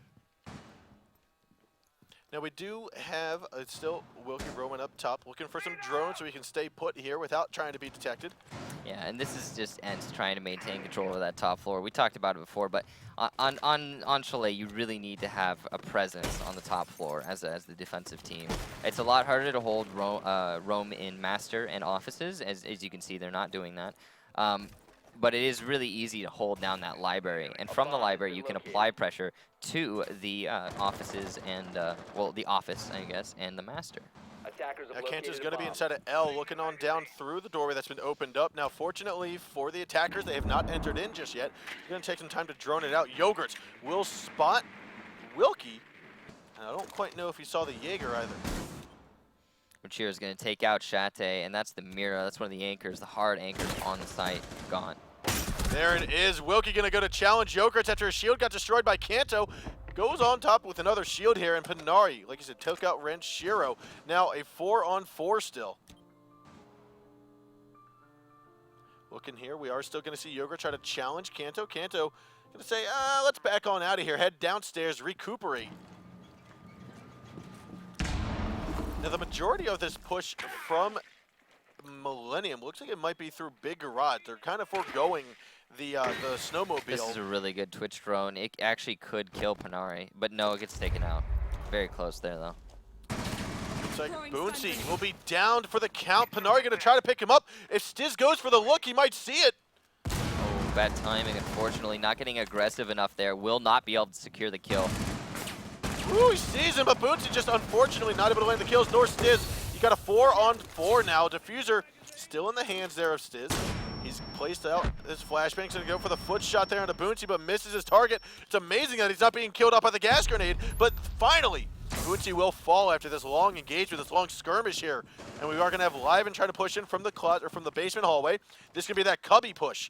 Now there are 2 members from ENCE looking for the shot. Stiz will come out on top into that engagement, and it looks as though we have another one here. Kanto taking him out in the trade. Yogurt and Liven getting the last 2 kills. Millenium goes up on this round number 4. Great collapse there from Millenium. They really did just establish control over that roam game. They didn't force it out too terribly much. You know, they didn't go full dedication, but they contained it. And then when they were just pushing into the, we've talked about before, there are a couple takes on this map where you can simply contain the roam game, and you don't have to worry about completely controlling it. And one of those takes is from the wine cellar, and that's exactly what we saw Millenium commit themselves to here, and it worked out great for them. Again, when you're coming to a case of refrag, refrag, refrag, it's just man advantage always wins, and we did have Millenium instead man advantage there. Now, the score has evened out significantly here between the, completely here between these two teams. It was very much in the favor of ENCE eSports earlier on in this map, but the comeback from Millenium 2 rounds in a row. Now, taking a look here, we're not seeing much variation in how we've seen Chalet played over the past season or two. I mean, we're still having the mirror come out.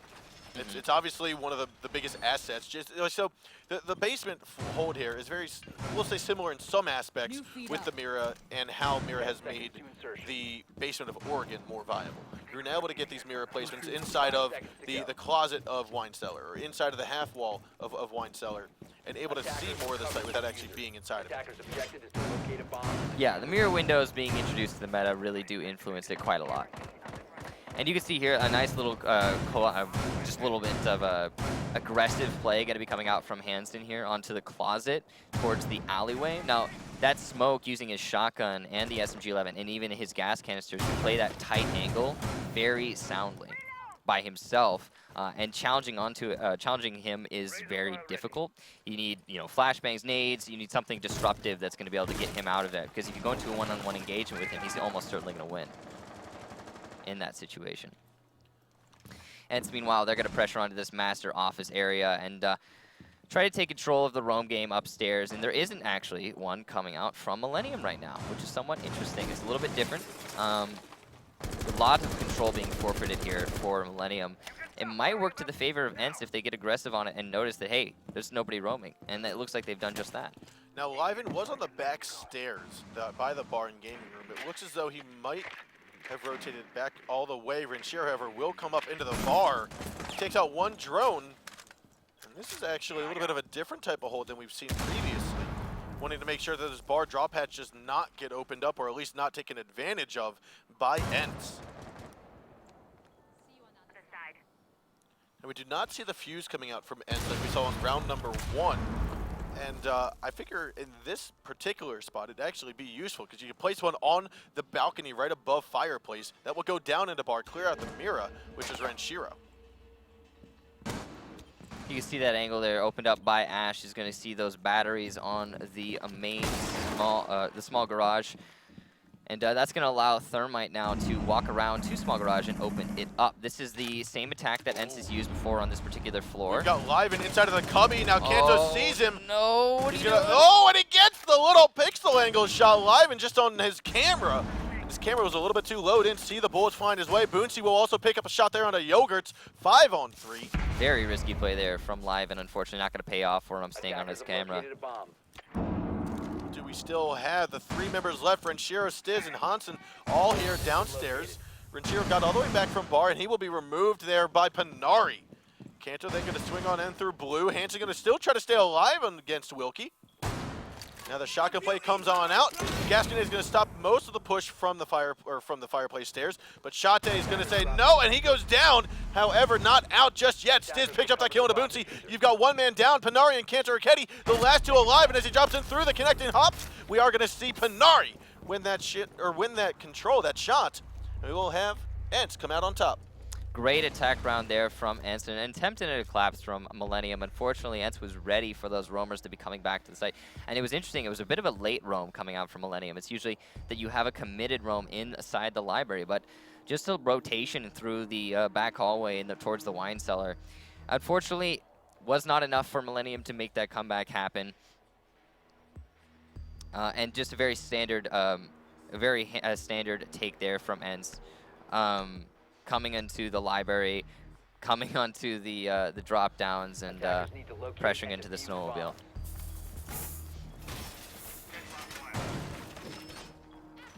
So, Panari still up here on top of the board with 8 kills. Look at him really stepping it up for his team. Panari is one of those players that was more recently brought onto the roster for ENCE. You know, of course, Chalet, Boonsey, and Wilkie are 3 of the older players on this squad, but all of the players, regardless, have been together for quite a long time. They've all known each other, all finished. They've all been in the same little pocket community for pretty much ever. I mean, Kafe only recently turned 18 in the last season, and he had been before that he had been getting groomed to get brought get onto this roster for quite a long time. So, talking about ENCE and their Finnish lineup, their Finnish community, and what they tend to stick with, I think it has helped, but also possibly been detrimental to their play. So I think it's helped and been a benefit to their play more so than not. But basically what I'm getting at is that being restricted, if one of your requirements is you have to be a Finnish player, you have to at least speak the Finnish language, that's going to dwindle down their player pool drastically in the EU scene. Yeah, but so at the same time, though, it forces you to stick together because you realize that there's not that much extravagant talent out there. So when you find a great player, you have to work through the hurdles of being with them to finally get them to be on the team and stick with it, work through all the different hurdles. And you could probably attribute that that to the success of ENCE over their history. But at the same time, I say success. They've also had the fact that they've been to every single land but never won one. They've always struggled to get that final victory, and that actually might be that limiting factor rearing its ugly head. Drop edge is going to get opened up. C4 from Chachi is going to come on out, not tag its target, as we do have Buck trying to drop on out of the windowsill. Gets on back in, and it looks like Chachi sees the shots but misses them. Unfortunately, that's going to be one opportunity that I don't think Millenium's going to give him yet again.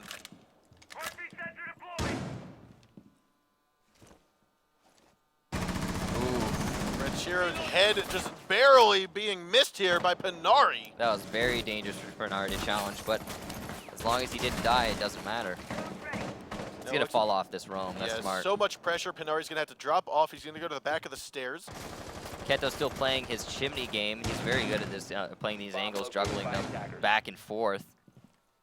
He's going to try and waste as much time as he can here for the attackers. This will fall off the windowsill and move on over to the lobby as Chalet gets injured. I believe that was from Liven. Yes, it was from Liven inside of the kitchen window. That's going to be the first member from ENCE being taken out of commission here on this round. Boonsey's still going to try to hold down the fort here. Gas Grenade's going to go mount. That's going to get Blackbeard off the window. Oh, and Kanto going to be shooting on through the windowsill. He'll down Renshiro. He can't have known, though. He doesn't know that. He does not, however, we will see. Oh, Blackbeard decided that was going to be Buck. Not Blackbeard, that's Hansen getting down by Kanto. Again, we are going to have a bleeding out Renshiro over here. Yogurt's going to try to move on over, pick him up here. He will get picked up, but there's only 17 seconds left to go. That's not a lot of time for this attack. They don't have time to. The gas grenade is going to come out. Boonsey realizes, okay, the window's going to push. Boonsey tags that kill into Liven, and this round will go into ENCE here. Wait. No, it might not. I spoke too soon. Yogurt's going to get one shot down. Stizzy's just going to go for the shots. Boonsey moving forward, going to go for the knife. Can he get to it? Yes, he does! ENCE going to get this round on round 3, round 6. It's now 3-3. Woo! Back and forth between these two teams. Match point now going to be coming out. Oh, sorry, 4-2. Yeah, not 3-3, 4-2. Yeah. A match point going to be coming out for ENCE now. They are going to be going on to Attack of the Kitchen trophy from Millenium. And what a round that was for ENCE. I mean, we had Millenium full control, man advantage, everything going their way. And then suddenly, Kafe stepping it up, coming off his roam game, getting extremely aggressive. Then after he kills one player, downs the other at the last 20 seconds, and then rotates back to site, they still manage to lock it out with a nice hold of Boonsey in the trophy room. Well played all around for ENCE there. But will Millenium be able to bring it back into overtime? They have to win 2 rounds in a row to bring it to 4-4 in order to win this, or well, bring it to overtime and then even have a chance at winning. Yeah, I mean, we're going to have Millenium needing to secure 4 out of the next 5 rounds, basically. So Yeah, so, okay, so Sisu has an attack and a defense to lock this out, to deny overtime for Millenium. If they lose this attack, then they still have the defense, and that's enough variation to like say that it's really on ENCE to not throw it. I said Sisu again, didn't I? No, you said ENCE. We're good. Okay. I thought I said it maybe earlier. Oh, this angle coming out from Boonsey, not going to find its target. This is a very common angle that you do see played quite a lot, and unfortunately for ENCE, it's not going to work out here. Makes a lot of sense, though. I mean, it would have been kind of embarrassing if Millenium had lost a player to that early on. Now, Stiz looks like he might be outside. Yes, he is outside of the office here. And the last time he was actually playing inside, trying to get a nice early shot there with his cameras, but it got destroyed there by Stiz last time. Yogurt, however, will pop out, grab that shot. Now, he's actually going to go on outside, looks for the kill, gets Yogurt, or he's going to grab the double into Wilkie and Bootsy. And it looks as though he will not necessarily heal. He's going to keep on going all the way around town. How did he get back inside that easily? He's going to try to pop on out. Grabs a shot there. Can he go for it? Oh, you got to get it. There he goes. And Yogurt comes out on top in that engagement as well. Could this be an ace? No. Kanto says, drop it, get down. And a 1-on-5 going to ensue here for Kanto. He gets rid of Yogurts, and that's going to mean he needs to get 4 more. He's got plenty of time. It is an Ashe, which means she's capable of doing it. Yeah. She's got the summoning powers of demons. Plus, this is Kanto. Kanto does win these. Yes. But it's basically going to be up to Millenium to lose this. Yeah, Kanto cannot win this. It is up to Millenium to lose it. Right, right. There would have to be some tremendous throws coming out here, but it's not going to happen as Renshiro peeks out around the office window. Boink. And finishes off Kanto Raketi. And all he's going to do is just look, sees it, doink, and down it goes with a double tap. Yeah. Now, we do still have match point, though. No overtime. Millenium, despite winning that round, is in a 4-3, and ENCE. Now all they need to do is win their basement defense. Which, if I recall correctly, ENCE did not start out on. It was Millenium that started out downstairs. ENCE went upstairs.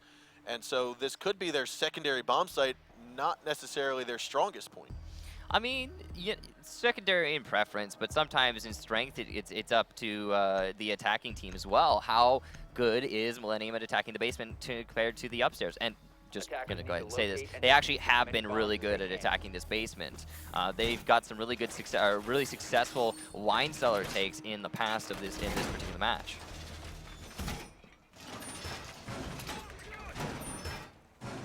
Now, we are going to see here, like I said, ENCE go downstairs. The Yokai, the Echo play, is going to come out of the woodwork, which I don't recall seeing the last time ENCE was down here. Yeah, the Echo is going to be just for that extra layer of disruption. We talked about this before. He's really good at denying the defuse plan. We have... 10 seconds remaining. I mean, the way that Millenium's been attacking this, again, has been mostly from the wine cellar. So it's probably going to be, you're going to have the Echo playing on the B-bomb site and having his drone all the way in the wine cellar. He could play the long angles with his ACOG, and then he can also disrupt for his teammates using his drone. Very useful. It does look like it's going to be a wine cellar take from Millenium as they shift themselves on over to the north side of the building. Got Wilkie still holding on the back stairwell. But again, even if you want to push in from the large garage and from the external kitchen stairs into the wine cellar, you can't necessarily afford to not clear out the kitchen, clear out the dining, clear out the trophy room. You might be able to forego clearing out the top floor, but you're going to need to have an attacker hold on to the flank from trophy or from kitchen. Yeah, and we do see Millenium trying to focus on clearing out those roamers before they actually apply the pressure into the wine cellar, and that's smart. Having their bases covered there is very wise, especially considering they don't actually have to. The wine cellar attack isn't one that takes much time, so they have a lot of choices here, and they're just trying to capitalize on every single second. Yep. Seeing Kanto roam in the chimney yet again. He's been doing this pretty much throughout the entire map with his Jaeger play. Gives him a lot of control over the top floor, but ultimately, if he gets challenged by Yogurts, I mean, it's a Blackbeard he's likely to lose. Yogurt is going to drone him out here. So we will have to see if he's going to be able to engage him. Oh! No! A good peek out there by Chalet to get rid of Stiz. That's the Hibana gone.